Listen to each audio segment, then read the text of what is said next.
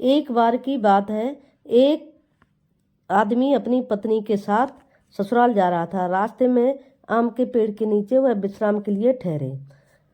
पति ने पत्नी से कहा कि तुम तब तक यहाँ ठहरो, मैं टॉयलेट करके आता हूँ।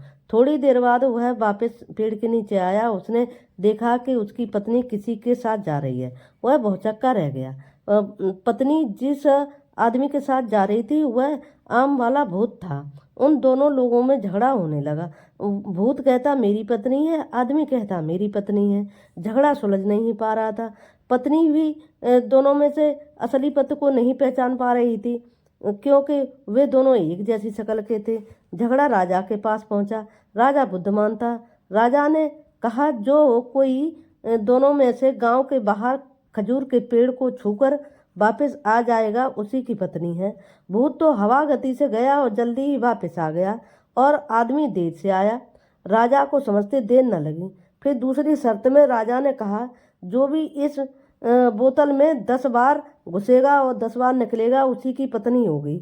आदमी मनी मन घबरा रहा था, क्योंकि वह सोच रहा था कि खजूर को छूकर वही पहले आया और देर में आया।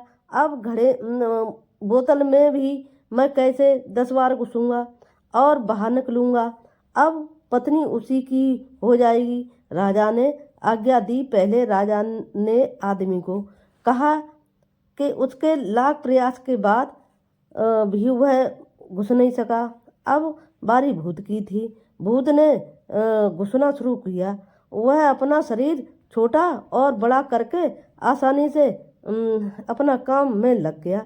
जैसे ही 8वीं बार घुसा उसने बोतल का मुंह बंद कर दिया। राजा ने अपनी बुद्धिमानी से जिसकी पत्नी थी उसे सौंप दी और भूत को बोतल में बंद करके मिट्टी में गाड़ दिया।